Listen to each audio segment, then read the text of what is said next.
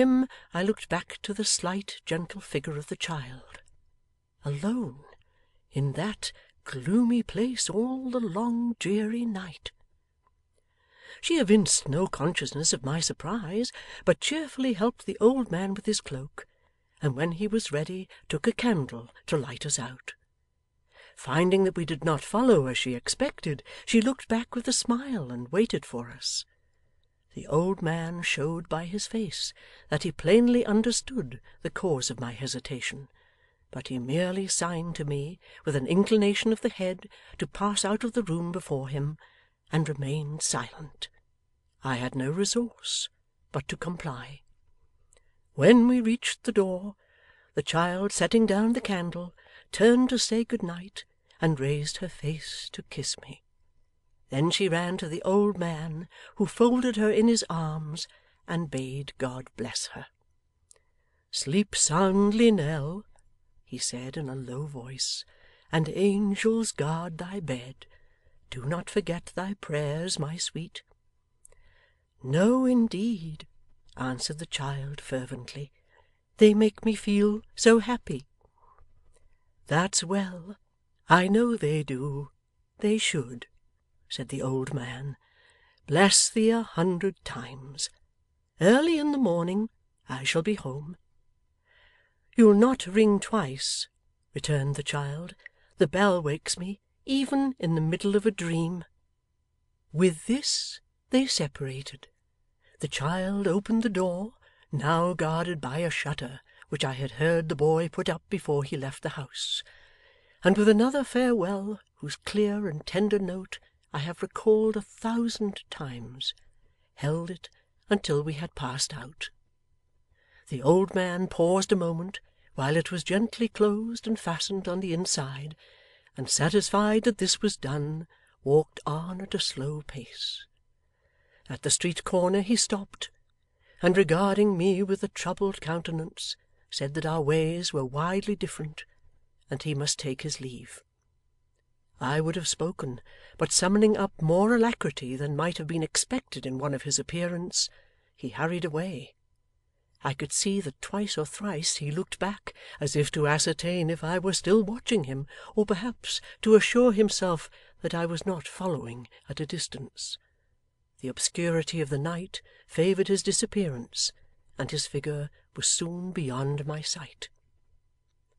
I remained standing on the spot where he had left me, unwilling to depart, and yet unknowing why I should loiter there. I looked wistfully into the street we had lately quitted, and after a time directed my steps that way. I passed and repassed the house, and stopped and listened at the door. All was dark and silent as the grave. Yet I lingered about, and could not tear myself away, thinking of all possible harm that might happen to the child, of fires and robberies and even murder, and feeling as if some evil must ensure if I turned my back upon the place. The closing of a door or window in the street brought me before the curiosity dealers once more. I crossed the road and looked up at the house, to assure myself that the noise had not come from there. No, it was black, cold, and lifeless as before. There were few passengers astir. The street was sad and dismal, and pretty well my own. A few stragglers from the theatres hurried by, and now and then I turned aside to avoid some noisy drunkard as he reeled homewards, but these interruptions were not frequent, and soon ceased. The clocks struck 1. Still I paced up and down, promising myself that every time should be the last, and breaking faith with myself on some new plea as often as I did so. The more I thought of what the old man had said, and of his looks and bearing, the less I could account for what I had seen and heard. I had a strong misgiving that his nightly absence was for no good purpose. I had only come to know the fact through the innocence of the child, and though the old man was by at the time, and saw my undisguised surprise, he had preserved a strange mystery upon the subject, and offered no word of explanation. These reflections naturally recalled again, more strongly than before, his haggard face, his wandering manner, his restless, anxious looks. His affection for the child might not be inconsistent with villainy of the worst kind. Even that very affection was in itself an extraordinary contradiction, or how could he leave her thus? Disposed as I was to think badly of him, I never doubted that his love for her was real. I could not admit the thought, remembering what had passed between us, and the tone of voice in which he had called her by her name. "Stay here, of course," the child had said in answer to my question. "I always do." What could take him from home by night, and every night? I called up all the strange tales I had ever heard of dark and secret deeds committed in great towns and escaping detection for a long series of years.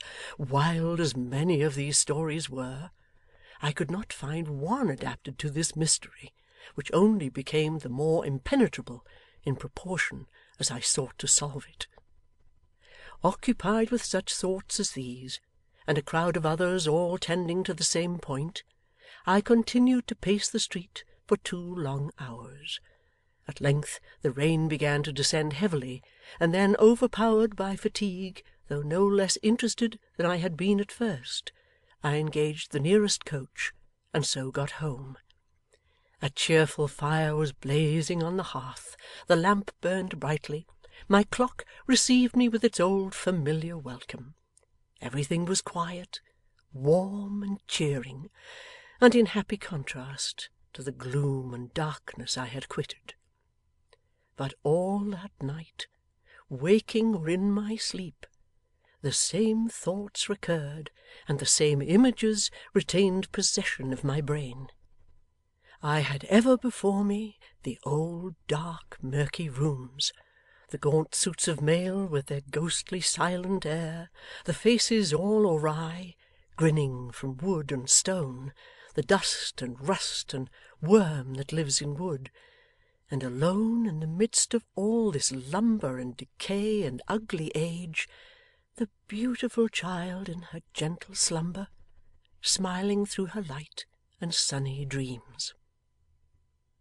End of chapter 1.